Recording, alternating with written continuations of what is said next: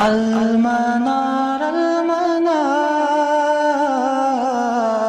المنار المنار المنار المنار المنار اے امین علم و فن، اے حکمتوں کے انجمن، تجھ پہ نازاں ہے چمن، تجھ پہ نازاں ہے چمن۔ السلام علیکم ورحمۃ اللہ وبرکاتہ۔ الحمد للہ وکفیٰ وسلام علی عبادہ الذین اصطفیٰ۔ آج مقدمہ فی اصول الحدیث کا 8واں درس ہے۔ اس سے پہلے 7ویں درس میں ہم نے بات کی تھی المرفوع الصریح کی، جو ہم 3 قسمیں بیان کر چکے ہیں، قولی، فعلی اور تقریری۔ اس کے بعد ہم نے المرفوع الحکمی کی بات کی تھی، تو اس میں ہم نے قولی، فعلی اور تقریری 3 قسمیں بیان کی۔ اس پہ تفصیل کے ساتھ گزشتہ 2 دروس میں ہم نے بات کی۔ آج ہم آگے جا رہے ہیں، اور متن لینے سے پہلے میں ایک ایسی ڈیفینیشن دے رہا ہوں آپ کو حدیث کی، جو اس سے پہلے ہم نے ڈیل نہیں کی۔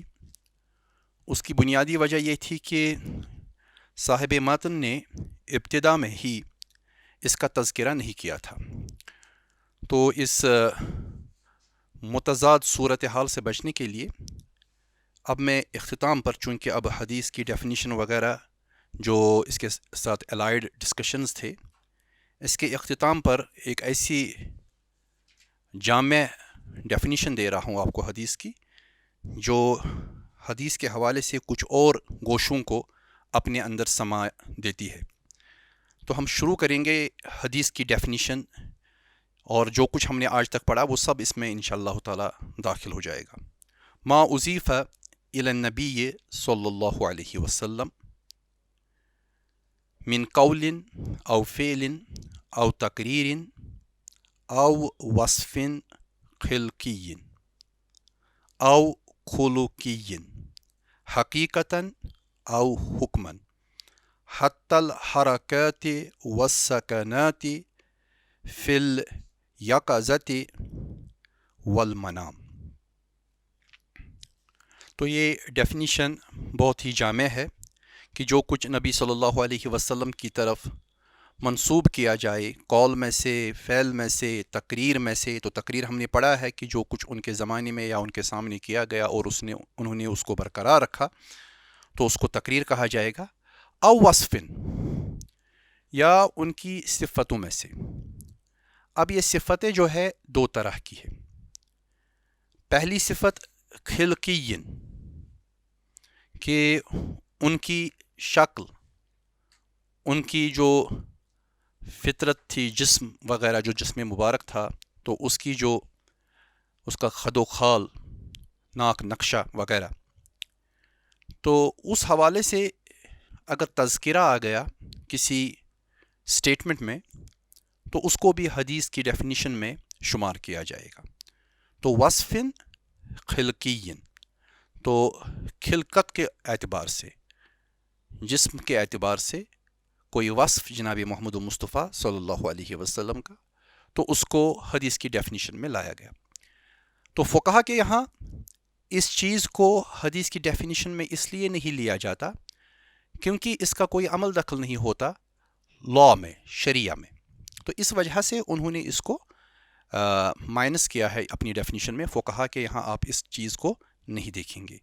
او خلقین، یا خلق کے اعتبار سے کوئی وصف، کہ ان کا مسکرانا کیسے تھا، جب وہ غصہ ہوتے تھے تو کیسے تھا۔ تو اس چیز میں بھی فقہا نے احتیاط برتی ہے، اور انہوں نے اس چیز کو سنت یا حدیث کی ڈیفینیشن میں شامل نہیں کیا ہے۔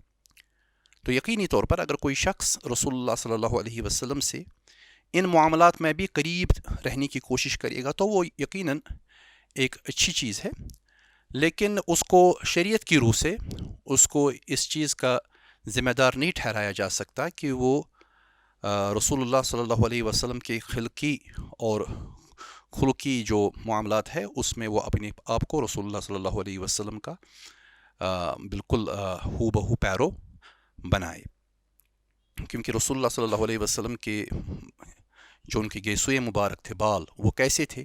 تو ضروری نہیں کہ ہر ایک کے ویسے ہوں گے. ان کے دندان مبارک کیسے تھے؟ تو ضروری نہیں کہ ہر ایک کے ویسے ہی ہوں. ان کے رخسار کیسے تھے؟ تو یہ چیزیں ایسی ہے جن میں فقہاء نے بالکل وہ توقف کرتے ہیں، وہ اس چیز کو اسی لیے حدیث میں شامل نہیں کرتے اس کی ڈیفینیشن میں. لیکن بذات خود فن حدیث میں ان کو ایک حصہ، ان کو ایک اہمیت حاصل ہے. یہی وجہ ہے کہ امام ترمذی رحمہ اللہ کی جو مشہور کتاب ہے شمائل نبوی، جو نبی صلی اللہ علیہ وسلم کے خد و خال، ان کے شمائل جو ہیں کہ رسول اللہ صلی اللہ علیہ وسلم کا اٹھنا بیٹھنا، مسکرانا، چلنا، ان کی شکل و صورت وغیرہ، اس پہ ایک تفصیلی بحث کی گئی ہے، اور وہ آپ کو امام ترمذی کی شمائل میں ملے گی. شمائل محمدیہ کے نام سے چھپتی ہے. شیخ البانی رحمہ اللہ نے اس پہ تحقیق کا کام بھی کیا ہے. تو وہ کام بھی محدثین نے کیا ہے. لیکن میں یہاں ڈیفینیشن جب لے رہا ہوں تو اس میں آپ خیال رکھیے گا کہ حدیث کی ڈیفینیشن میں اس کا عمل دخل ہے کہ وصف خلقی او خلقی حقیقتاً او حکماً. یہ اب ہم نے سمجھا کہ کچھ چیزیں حقیقت کے اعتبار سے ہوتی ہے اور کچھ چیزیں حکم کے اعتبار سے ہوتی ہے. اس پہ ہم نے تفصیل کے ساتھ بات کی جب ہم نے رفع کی بات کی، مرفوع حدیث کی بات کی، کہ کس طرح حقیقی طور پر کچھ حدیثیں مرفوع ہوتی ہے اور کس طرح کچھ حدیثیں حکماً مرفوع کہلاتی ہے. تو یہ دونوں صورتیں، حتی الحرکات والسکنات، یہاں تک کہ حرکات رسول اللہ صلی اللہ علیہ وسلم کی اور ان کی سکنات، حرکات و سکنات جناب محمد مصطفیٰ صلی اللہ علیہ وسلم کی، وہ بھی حدیث میں آتی ہیں. اور وہ کس کس صورت میں؟ فی الیقظۃ والمنام، جاگنے میں بھی رسول اللہ صلی اللہ علیہ وسلم کیا کرتے تھے، اور جب وہ آرام فرما رہے تھے، جب وہ نیند میں تھے، تو اس وقت اگر انہوں نے کوئی حرکت کی تو اس کو بھی اگر روات نے ریکارڈ کیا ہے تو اس صورت کو بھی، اس بیان کو بھی ہم حدیث کی ڈیفینیشن میں لیتے ہیں. تو حدیث کی ڈیفینیشن اب وسیع ہوتی جا رہی ہے.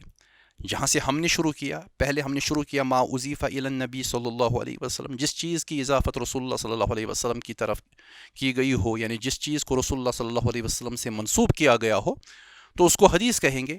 پھر قول بھی آ گیا، فعل بھی آ گیا، تقریر بھی آ گئی، اب صفت بھی آ گئی، اب صفت کے ساتھ خلقی بھی آ گئی اور کھلقی بھی آ گئی، حقیقتاً بھی آ گیا اور حکماً بھی آ گیا، پھر حرکات بھی آ گئے، سکنات بھی آ گئے، پھر جاگنے کا مسئلہ بھی آ گیا اور سونے کا مسئلہ بھی آ گیا. تو اس طرح یہ ڈیفینیشن جو ہے وسیع سے وسیع تر ہوتی جا رہی ہے. تو اگر ہم مختصراً یہ کہیں کہ ہر وہ چیز جس کا تعلق جناب محمد مصطفیٰ صلی اللہ علیہ وسلم سے ہو اس کو حدیث کہا جائے گا. تو اب جس نوعیت سے بھی رسول اللہ صلی اللہ علیہ وسلم کا تذکرہ یا ان کی نسبت شامل حال ہو رہی ہے اس کو حدیث کہا جائے گا. تو یہ کچھ اضافی باتیں تھی جو ہمارے ماتن، جو ہمارے صاحب کتاب عبدالحق محدث دہلوی رحمہ اللہ کی کتاب کے ساتھ ہمیں جوڑ کر دیکھنے ہیں، کیونکہ اس کتاب میں ایک معاملہ یہ بھی ہے کہ یہ چیزوں کو مختصراً بیان کرتی جا رہی ہے، مزید تفصیلات میں یہ کتاب پڑھتی نہیں ہے، تو ہم نے کچھ تفصیلات اس کے ساتھ جوڑ دی.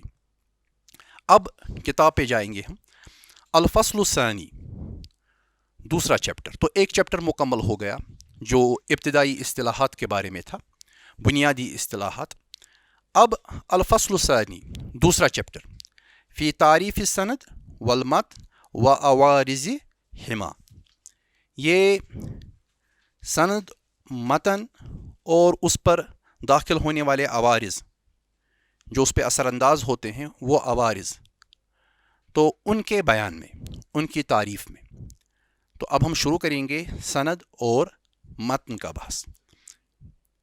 سند اور متن کا بحث، صفحہ نمبر 9. تو جس چیز کو میں سلائیڈز میں انڈر لائن کرتا جا رہا ہوں، وہ انڈر لائن پارٹ جو ہے وہ آپ کے متن کا حصہ ہے، اور جس چیز کو میں انڈر لائن نہیں کر رہا ہوں وہ شرح ہے. السند، سند سے کیا مراد ہے؟ سند اردو میں ہم سہارے کو کہتے ہیں. تو یہ سند یسند سے ہے، باب نصر سے ہے، نصر ینصر، اور اس کا مصدر بنے گا سنودن. تو سہارا لینا، سہارا دینا وغیرہ، یہ مختلف مصادر آتے ہیں جب ہم اس کی گردان کرتے ہیں، ثلاثی مزید وغیرہ. جب ہم مختلف عربی زبان کا یہ خاصہ ہے کہ جوں آپ اضافہ کرتے جائیں گے حروف کا، بنیادی سے حرفی صیغے میں معنی بدلتا جائے گا. تو لغتاً اس کو ہم المعتمد، جو قابل بھروسہ ہو، جس پہ اعتماد کیا جا سکے، اس معنی میں ہے سند. اور اس کی جمع بنتی ہے اسناد. سند کی جمع اسناد، سند اسناد. تو خیال رکھیے گا اس کا. اب صاحب متن نے سند کو کس طرح ڈیفائن کیا ہے. تو صاحب متن بتا رہے ہیں السند، سند، السند طریق الحدیث وہو رجالہ الذین راووہ. السند، سند کیا ہے؟ تو سند طریق الحدیث، حدیث کا راستہ. طریق کہتے ہیں راستے کو. اکثر آپ نے سنا ہوگا کہ اس حدیث کے ترک، طریق کی جمع ترک، راستے، یعنی اس حدیث کی سندیں. تو یہ حدیث کا راستہ، کہ حدیث جو ہم تک پہنچی ہے کس راستے سے پہنچی ہے. السند طریق الحدیث، یہ حدیث کا راستہ ہے. اور وہ حدیث کا راستہ کیا ہے وہ خود بتا رہے ہیں. وَهُوَ رِجَالُهُ، یہ اس کے رجال ہے، اس حدیث کے رجال. رجال مرد، یعنی اس حدیث کے راوی. الذین راووہ، جنہوں نے اس حدیث کو روایت کیا ہو.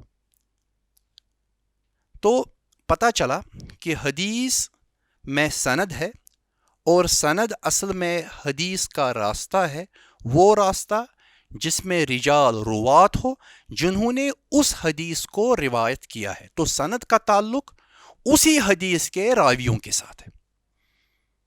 راوی تو بہت زیادہ ہے، ہر راوی کو ہم سند میں شمار نہیں کریں گے جب تک نہ اس راوی کا تعلق اسی حدیث سے ہو. تو جس حدیث کا تذکرہ کیا جائے اس کی روایت کے ساتھ جن راویوں کا تعلق ہو، اسی سلسلہ روات کو، اسی سلسلہ رجال کو ہم سند کہتے ہیں. آپ نے پڑھا ہوگا اسماء الرجال. جب ہم کہتے ہیں اسماء الرجال، رجال مردوں کے اسماء، ان کے نام، لٹرل میننگ. لیکن اصل میں اس کا ترجمہ کیا ہوگا؟ روات کی بایوگرافی، ان کی سیرتیں. تو رجال جب ہم استعمال کرتے ہیں حدیث کے میدان میں تو یہ روات. اور جب ہم روات کہتے ہیں تو یاد رکھنا چاہیے کہ وہ اصل میں محدث ہوتے ہیں، جو ایک صورت میں طالب علم ہوتے ہیں، دوسری صورت میں وہی اساتذہ حدیث ہوتے ہیں. تو اس میں ہم نے آگے جا کر انشاءاللہ اس چیز کو سمجھنا ہے. تو سند صاحب کتاب کے مطابق طریق الحدیث، حدیث کا راستہ ہے، اور وہ رجالہ، اس حدیث کے رجال، روات، جو اسی حدیث کو روایت کرتے ہیں. پھر ایک اور لفظ ہے جو سند کے ساتھ ملتا جلتا ہے، اور وہ ہے الاسناد. صاحب متن نے اس کو بھی ڈسکس کیا ہے، کیونکہ آپ دیکھتے ہوں گے کہ اکثر علماء جو ہے کبھی سند کا لفظ استعمال کرتے ہیں، کبھی اسناد. الاسناد فی الحدیث ہوا علم نسبتہ. اصل میں اسناد کیا ہے حدیث میں؟ یہ اسناد حدیث میں اصل میں اس کے نسبت کا علم ہے. نسبت، کہ آپ حدیث کی نسبت جو ہے کس کی طرف کر رہے ہیں. روات کے ذریعے جب آپ نسبت کرتے ہیں تو آپ اس کے قائل کی طرف نسبت کرتے ہیں، جو وہ حدیث کہنے والا ہوتا ہے. تو اصل میں اسناد جو ہے حدیث میں یہ اس کی نسبت کا علم ہے کہ آپ نسبت کس کی طرف کر رہے ہیں. پورا حدیث کا ڈسکشن جو ہے وہ نسبت پہ ہی کھڑا ہے کہ نسبت ثابت ہونی چاہیے اگر حدیث رسول ہے تو رسول اللہ صلی اللہ علیہ وسلم کی طرف نسبت ثابت ہونی چاہیے، اور اگر اثر ہے، صحابی کا قول ہے، تو قول کی طرف نسبت ثابت ہونی چاہیے. تو اس کو ہم اسناد کہتے ہیں. اگر آپ غور سے دیکھیں تو اسند یسند سے اسناد جو ہے مصدر بنتا ہے. ایک سند ہے اور دوسری اسناد ہے. اسی لیے ہمارے ماتن نے جب اس کی ڈیفینیشن دی ہے تو دیکھ لیجئے انہوں نے بہت ہی خوبصورت انداز میں الاسناد، پھر اس کے بعد والاسناد بمعناہ، اسناد جو ہے وہ اس کے ہی معنی میں ہے. کس کے معنی میں؟ سند کے معنی میں. سند اس سے پہلے ہم نے پڑھا، صاحب متن نے ہمیں سند پہلے سمجھایا. اب جو ہو کی ضمیر سند کی طرف ہی جاتی ہے. الاسناد بمعناہ، کہ اسناد اصل میں سند کے ہی معنی میں ہے. تو اس کا مطلب یہ ہے سند اور اسناد میں پہلی بات جو ہمارے ماتن نے کہی وہ یہ کہ ان دو میں فرق نہیں ہے، ایک ہی معنی میں استعمال ہوتے ہیں. نو ڈاؤٹ لفظی طور پر ان میں فرق ہے. جب آپ سند کی بات کریں گے تو آپ نے کہا سہارا. جب آپ کہیں گے یہ سند ہے تو یہ حدیث کی سند ہے، تو اس میں روات کا نام ہوگا. اور جب آپ کہیں گے اسناد، تو اسناد اصل میں وہ نسبت بیان کرنا جو مصدری معنی میں ہم استعمال کریں گے. اسناد، اسند یسند سے اسناد، نسبت بیان کرنا مصدری معنی ہے. بہرحال اگر آپ اس کو نہ بھی سمجھے تو کوئی نقصان ہونے والا نہیں ہے. تو والاسناد بمعناہ، اسناد اصل میں اس کے ہی معنی میں ہے. کس کے معنی میں؟ سند کے معنی میں. وقد یجیء، اور کبھی کبھار آتا ہے، بمعنی ذکر السند، سند کے ذکر کے معنی میں، کہ سند بیان کی جائے. سند بیان کرنے کو ہم اسناد کہتے ہیں. سند بیان کرنے کو ہم اسناد کہتے ہیں. والحکایہ عن طریق المتن، اور بیان کرنا متن کا راستہ، متن کے راستے کا تذکرہ کرنا، اس کو بھی اسناد کہتے ہیں. تو دیکھیے دو چیزیں بار بار آ رہی ہے، سند متن، سند متن. اصل میں حدیث بنا ہی ہوتا ہے، اس کا سٹرکچر ہی ہے سند اور متن. ایک سند ہے، میں کہوں گا کہ آپ مجھے سند دکھائیے، تو آپ سند دکھائیں گے کہ اے نے بی سے کہا، بی نے سی سے کہا، سی نے ڈی سے کہا. یہ سند ہے. اس دکھانے کو، سند بیان کرنے کو اسناد کہتے ہیں زبان کے اعتبار سے. لیکن محدثین کے یہاں یہ دونوں ایک ہی معنی میں استعمال ہوتے ہیں. تو سند اصل میں طریق الرجال ہے، یہ روات کا ایک راستہ ہے، سلسلہ ہے، اور اس کو بیان کرنا، اس راستے کو بیان کرنا اسناد کہلاتا ہے.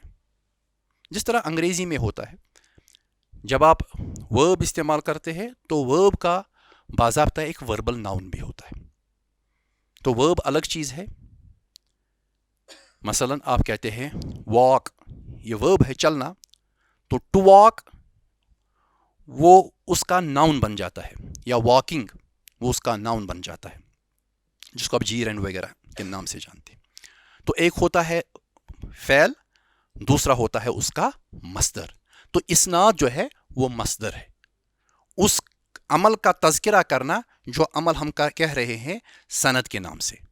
تو سند روات کا سلسلہ ہے، اس سلسلے کو بیان کرنا اسناد کہلاتا ہے.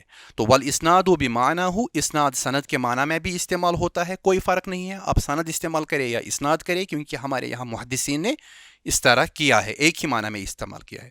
وقد یجیء، اور کبھی کبھار.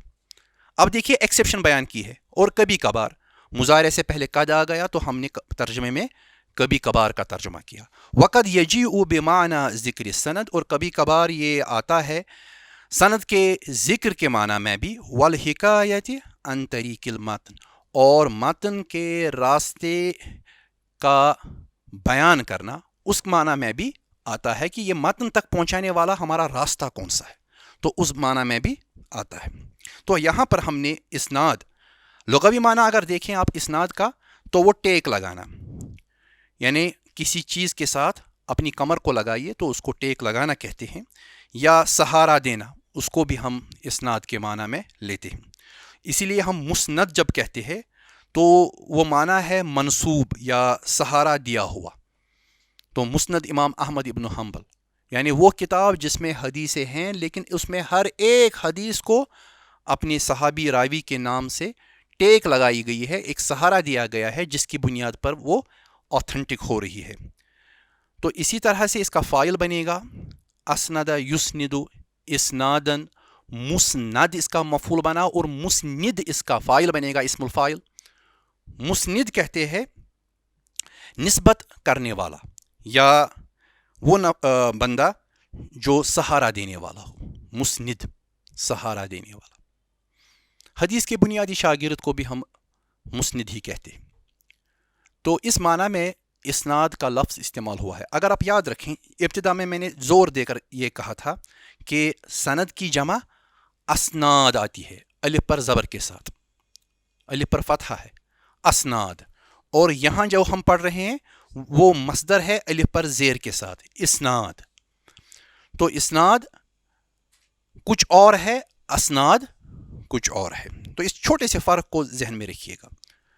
تو المختصر مختصراً وقال بدر الدین ابن جماعہ، بدر الدین ابن جماعہ 733 ہجری میں ان کا انتقال ہوا، انہوں نے بیان کیا، یہ ابن کثیر کے استاد ہیں۔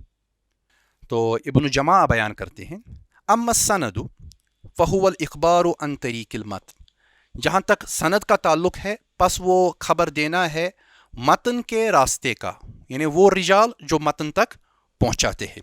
واما الاسناد، اور جہاں تک اسناد کا تعلق ہے فهو رفع الحدیث الى قائلہ، یہ حدیث کو بلند کرنا، حدیث کو جوڑ دینا، لے جانا، اٹھانا اپنے کہنے والے کی طرف۔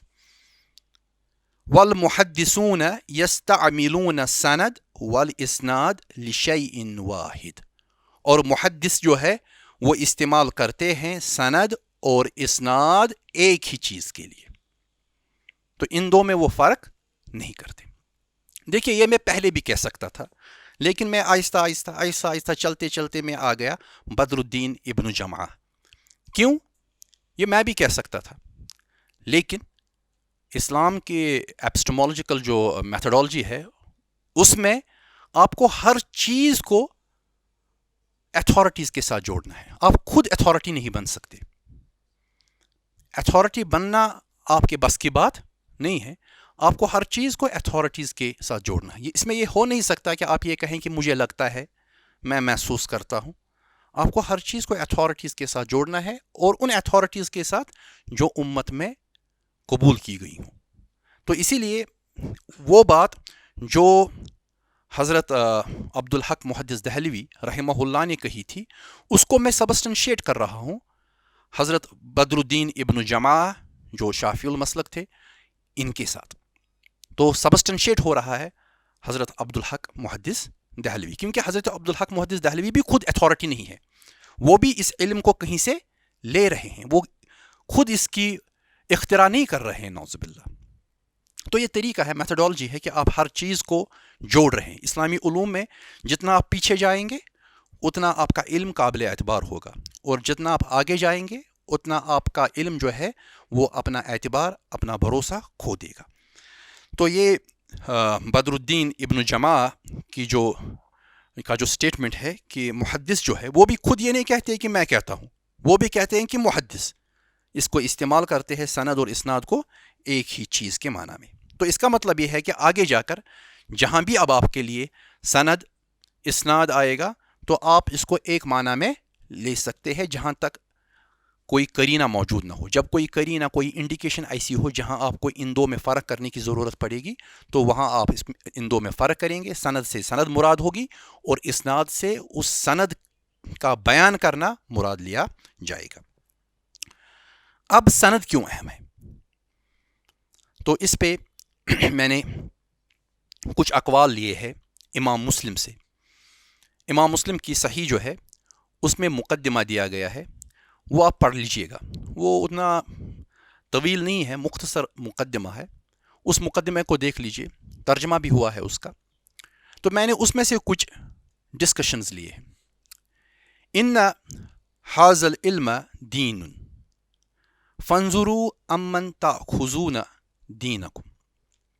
یہ سٹیٹمنٹ ہے محمد ابن سیرین کا. 110 ہجری میں ان کا انتقال ہوا. اب دیکھ لیجئے میں نے ڈیٹ آف ڈیتھ کیوں ساتھ میں دیا، اس کی بھی ایک وجہ ہے. 110 ہجری میں ان کا انتقال ہوا، تو اس کا مطلب یہ ہے کہ یہ دوسری صدی کے ابتدا میں انتقال کرتے ہیں. اس کا مطلب یہ ہے کہ جب وہ بات کر رہے ہیں تو وہ دوسری صدی کی ابتدا میں انہوں نے انتقال کیا، وہ اس سے پہلے کا زمانہ لیا جائے گا. یا تو پہلی صدی کا کلوجر ہوگا یا دوسری صدی کی ابتدا ہوگی. زیادہ سے زیادہ دوسری صدی کی ابتدا لیا جا سکتا ہے، اس سے آگے نہیں جا سکتا. اب وہ کہہ رہے ہیں کہ علم الاسناد پہ وہ کہہ رہے ہیں کہ ان ھذا العلم دین، کہ یہ علم جو ہے یہ بذات خود دین ہے، دین کا ہی حصہ ہے. فانظروا امن تاخذون دینکم، پس دیکھو کہ تم اپنا دین کس سے لیتے ہو. اب دیکھ لیجئے سند ہمیں بتا رہی ہے کہ ہم حدیث کس سے لے رہے ہیں، یعنی سند ہمیں یہ بتا رہی ہے کہ ہم دین کس سے لے رہے ہیں.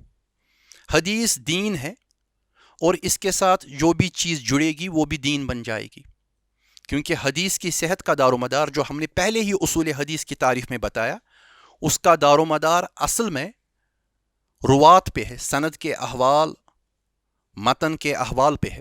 تو سند کے احوال میں روات کے احوال دیکھے جائیں گے. جب روات کے احوال دیکھے جائیں گے تو اس کا مطلب یہ ہے کہ حدیث ٹکا ہوا ہے روات پہ. جب حدیث دین ہے تو روات کے علم کو جاننا یہ بھی دین کا ہی حصہ ہے. اور یہ محمد ابن سیرین کہہ رہے ہیں. تو جو یہ پروپیگنڈا چل رہا ہے کہ دوسری صدی میں سند کی اختراع ہوئی، یہ پہلے نہیں تھا. یہ اس لیے اختراع ہوئی کہ وہ ایک خاص نظریے کو مسلمان قائم کرنا چاہتے تھے. تو اس کا یہ بہترین توڑ ہے کہ ہمارے یہاں تو محمد ابن سیرین پہلے ہی اس چیز کے قائل تھے کہ سند کو ایک اہمیت دیتے تھے، اور لوگوں کو کہتے تھے کہ وہ اپنے دین کے بارے میں حساس ہو جائیں، دیکھیں کہ وہ اپنا دین کس سے لے رہے ہیں. یعنی سند کی اہمیت اور اس میں رجال کے ان کے حالات کو جاننا وہ دین کا حصہ بتا رہے ہیں. اب اتنا ہی نہیں،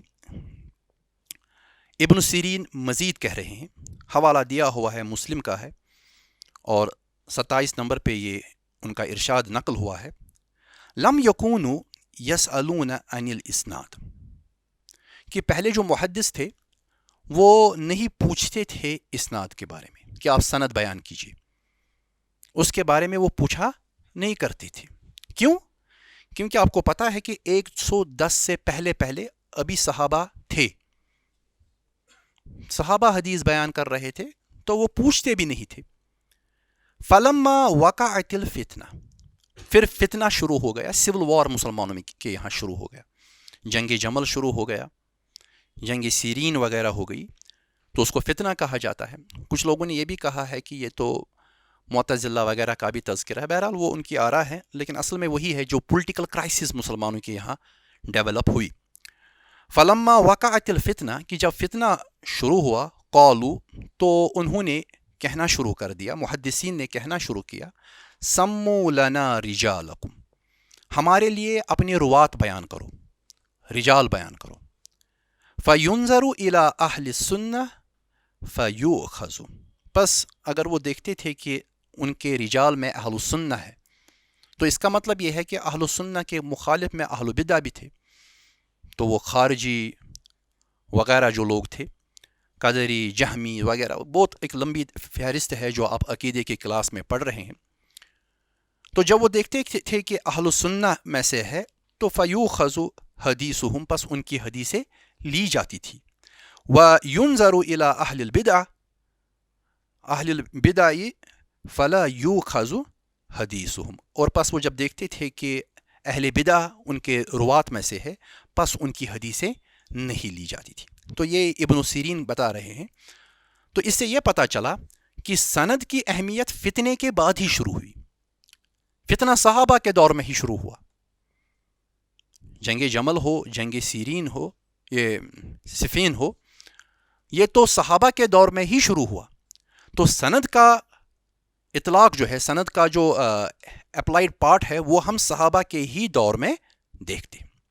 اتنا ہی نہیں، عرب کے یہاں شعراء کے کلام کو بیان کرنے کے لیے جو طریقہ تھا وہ سند کے ساتھ ہی تھا.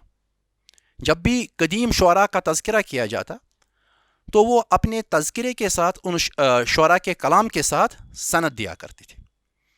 تو باضابطہ ایک ہوم ورک آلریڈی ہوا تھا پوری قوم کو کہ جب بھی وہ سند بیان کرتے، جب بھی وہ کوئی عربوں کا کوئی کلام سناتے تو سند اس کے ساتھ بیان کیا کرتے تھے. یہ رسول اللہ صلی اللہ علیہ وسلم سے پہلے بھی تھا. کوئی ایسی چیز نہیں تھی جو بعد میں ایجاد کی گئی. عرب قوم کو اللہ تعالیٰ نے تیار کیا تھا کیونکہ ان کو آخری دین اپنے ساتھ لینا تھا. تو اسی لیے رسول اللہ صلی اللہ علیہ وسلم کی بعثت جس زمانے میں ہوئی، اس زمانے میں عرب قوم ہر لحاظ سے تیار تھی. اور اسی لیے تو عربوں کے یہاں ان کی بعثت ہوئی اور صحابہ کو چن چن کر اللہ تعالیٰ نے ان کے آگے پیچھے کھڑا کر دیا تاکہ دین کی حفاظت کا کام پورا ہو. اور یہی وجہ ہے کہ سند پہلے تھی اور اسی کو پھر ایکسٹینڈ کیا گیا شاعری سے حدیث رسول صلی اللہ علیہ وسلم کی طرف. تو اگر ہم دیکھیں کہ زیادہ سے زیادہ ہم یہ کہہ سکتے ہیں کہ یوں ہی جنگ جمل شروع ہوئی، اس کے بعد لوگوں نے سند پوچھنا شروع کر دیا. تو وہ صحابہ کا زمانہ ہے.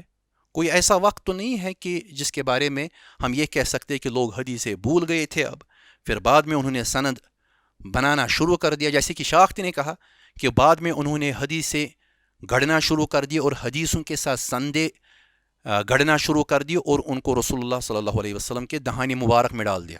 یہ لفظ انہوں نے استعمال کیے ہیں that it was a back projection, کہ انہوں نے پیچھے کی طرف سند بنانا شروع کر دی اور اس کو رسول اللہ صلی اللہ علیہ وسلم سے جوڑ دیا. یہ وہ مسئلہ نہیں تھا، سند پہلے ہی صحابہ کے زمانے میں جاری ہو چکی تھی. تو اس کی گواہی دے رہے ہیں محمد ابن سیرین اور وہ 110 میں انتقال کرتے ہیں. اب مزید دیکھ لیجئے، عبداللہ ابن مبارک جو ہے مشہور ہمارے یہاں ہے، امام ابو حنیفہ رحمہ اللہ کے کنٹمپریری رہے ہیں. 181 میں ان کا انتقال ہوا. صحیح مسلم نے ہی ان کو بیان کیا ہے. الاسناد من الدین، واضح کہہ رہے ہیں کہ اسناد دین کا حصہ ہے کیونکہ اسناد حدیث کے ساتھ جڑی ہوئی ہے اور حدیث دین کا حصہ ہے. الاسناد من الدین ولولا الاسناد لقال من شاء ما شاء. اگر اسناد نہ ہوتی تو پھر جس آدمی کو جو چاہتا وہ کہہ دیتا. اب یہ 110 میں ابن سیرین کہہ رہے ہیں کہ سند کیا ہے. 181 میں اگر ہم یہ کہیں کہ مرنے سے پہلے 1 گھنٹہ انہوں نے یہ قول کہا ہے، نہیں تو انہوں نے مرنے سے پہلے بہت ٹائم پہلے کہا ہوگا، مان لیجئے مرنے کے وقت انہوں نے کہا 181 میں. تو اس کا مطلب یہ ہے کہ سند کا جو سسٹم تھا وہ اس قدر پروان چڑھ چکا تھا کہ عبداللہ ابن مبارک یہ کہنے پر مجبور ہوئے کہ اگر سند نہ ہوتی، یعنی سند نے اپنا کام کیا تھا، تو لوگ جو چاہتے وہ رسول اللہ صلی اللہ علیہ وسلم کے نام پر کہہ دیتے.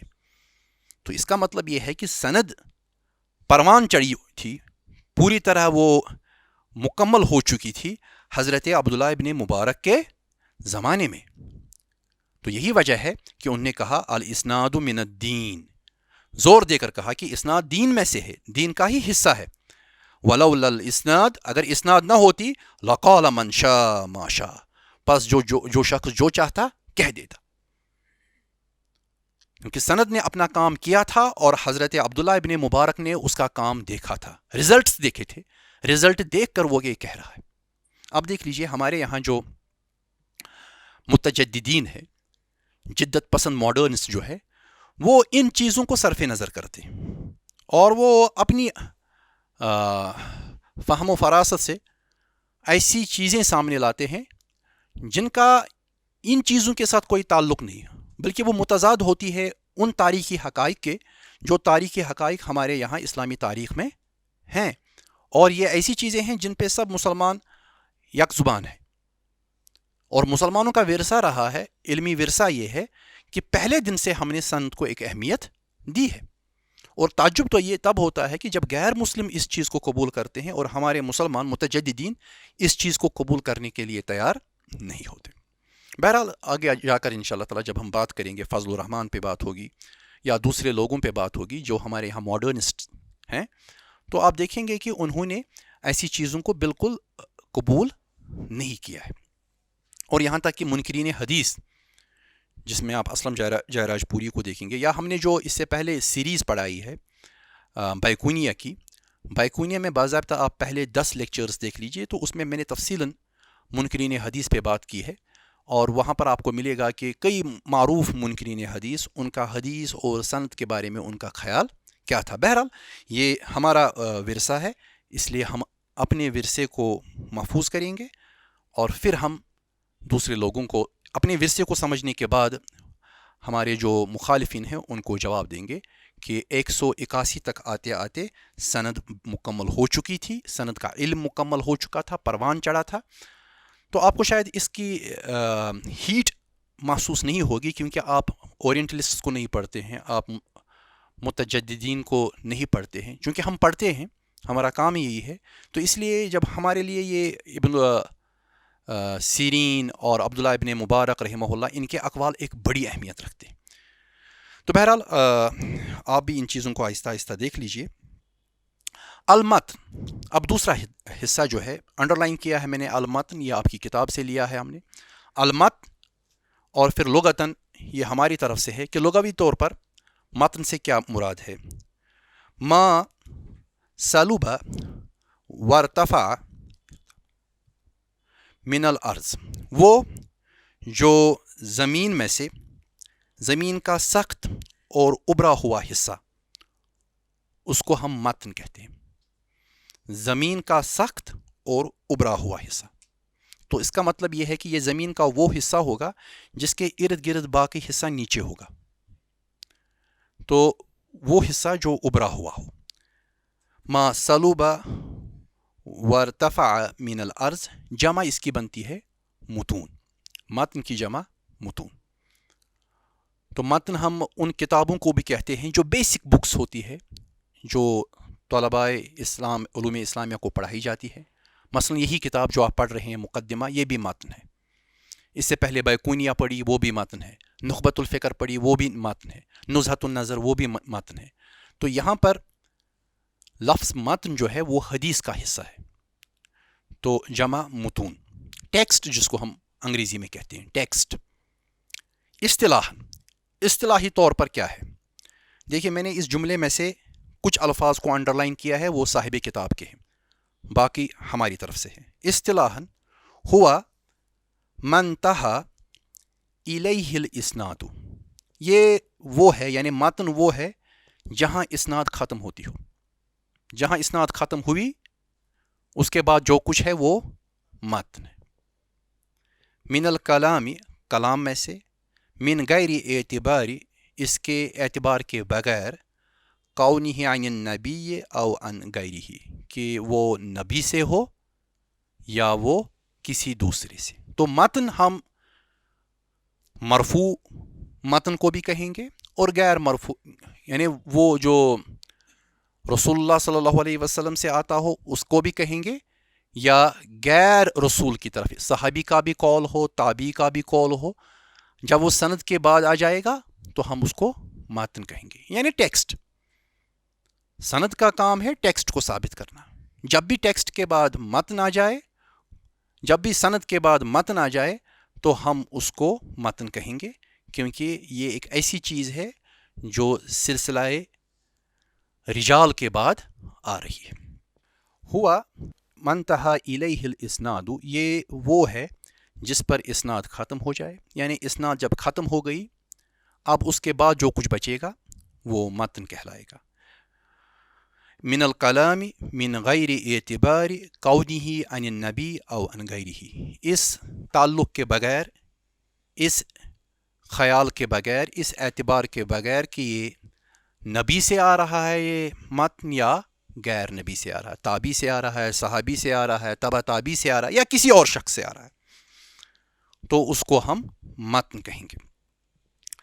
ہم ایگزامپل دیں گے تو کلیئر ہو جائے گا. دیکھیے میں نے صحیح بخاری کی آخری حدیث لی ہے. تو میں کوئی بھی حدیث لے سکتا تھا، لیکن میں نے سوچا کہ آج آخری لیں گے، کیونکہ اکثر اس سے پہلے دروس میں ہم نے پہلی لی ہے. تو آخری میں نے لی ہے، اور میں نے اس میں بھی تھوڑا اس میں آگے پیچھے ہے، تاکہ آپ کو پتہ رہے کہ ایسا بھی اس کا ایک طریق ہے، ایک راستہ یہ بھی ہے اس کو بیان کرنے کا. دیکھیے امام بخاری بیان کر رہے ہیں، حدثنا زہیر بن حرب. امام بخاری بیان کر رہے ہیں کہ ہم سے بیان کیا زہیر ابن حرب نے.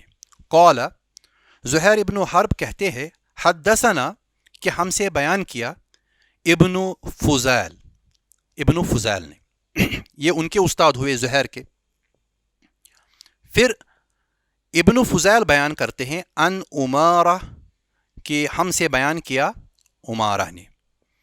اور عمارہ بیان کر رہے ہیں ان ابی زرعہ، کہ ہم سے بیان کیا زرعہ نے. یہ جو ان ہے اصل میں روایت کرنے کی میننگ میں آتا ہے، جس کو ہم اردو میں مروی لفظ استعمال کرتے ہیں.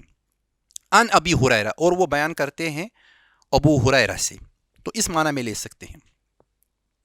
اور پھر عن النبی صلی اللہ علیہ وسلم، ابو ہریرہ نبی صلی اللہ علیہ وسلم سے بیان کر رہے ہیں. قول، یہ کہا. دوبارہ میں پڑھتا ہوں. امام بخاری بیان کرتے ہیں حدثنا زہیر ابن حرب، ہم سے بیان کیا زہیر ابن حرب نے. قال حدثنا ابن فضیل، وہ بیان کرتے ہیں کہ ہم سے بیان کیا ابن فضیل نے. ان عمارہ، وہ عمارہ سے بیان کر رہے ہیں. ان ابی زرعہ، وہ ابی زرعہ سے بیان کر رہے ہیں. ان ابی ہریرہ، وہ ابی ہریرہ سے بیان کر رہے.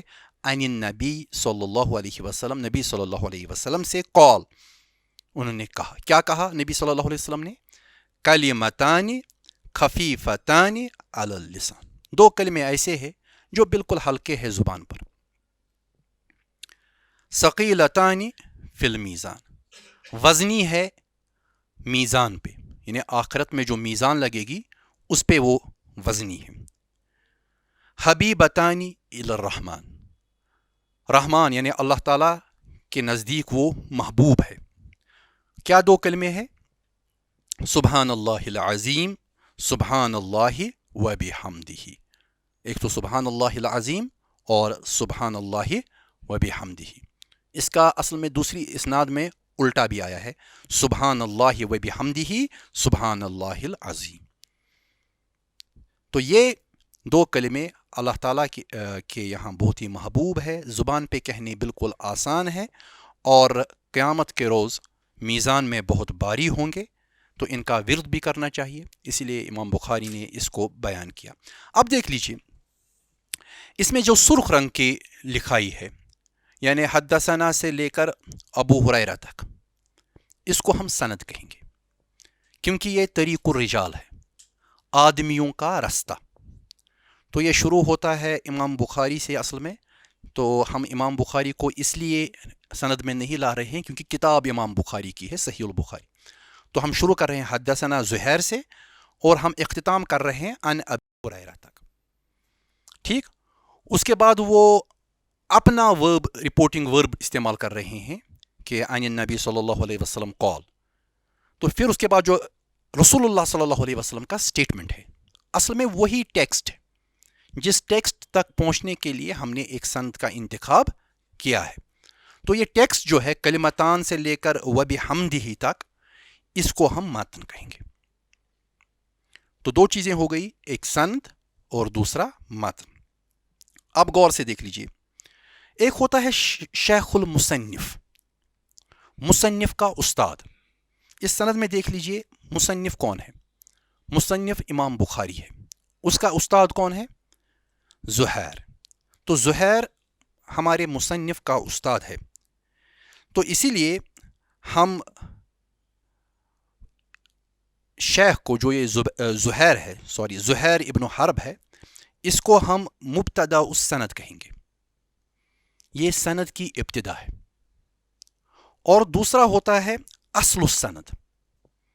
سند کی اصل جس پر سند ٹکی ہوئی ہو وہ صحابی ہوتا ہے جو رسول اللہ صلی اللہ علیہ وسلم سے سنتا ہے. وہ کون ہے؟ ابو ہریرہ. تو اس کو اصل السند کہیں گے. تو دو اینڈز ہوتے ہیں, دو کنارے ہوتے ہیں سند کے. ایک تو مبتدا ہوتا ہے, دوسرا اصل ہوتا ہے. اصل صحابی والا حصہ ہوتا ہے اور مبتدا جو ہمارے مصنف کا استاد ہو. یہ جو اصل السند ہے, اصل السند یعنی ابو ہریرہ, اس کو ہم منتہس سند بھی کہہ سکتے ہیں کہ یہ سند کا انتہائی حصہ ہوتا ہے, کیونکہ اصل السند تو یہی ہے, اس کو منتہس سند بھی کہتے ہیں. بہرحال یہ اسٹرکچر ہے ہمارے حدیث کا. آگے جا کر جب بھی ہم حدیث پڑھیں گے تو پہلے سند آئے گی, پھر متن آئے گا, اور متن کے بارے میں ہمیں کلیئر ہے کہ متن کی صحت اصلاً سند پہ ہی ٹکی ہوئی ہوتی ہے. ہاں, ہم پھر متن کو بھی دیکھیں گے, ورڈز کو بھی دیکھیں گے, میننگ کو بھی دیکھیں گے, جو ہم نے اصول الحدیث کی تعریف میں پڑھا کہ لفظ اور معنی دونوں چیزوں کو دیکھیں گے.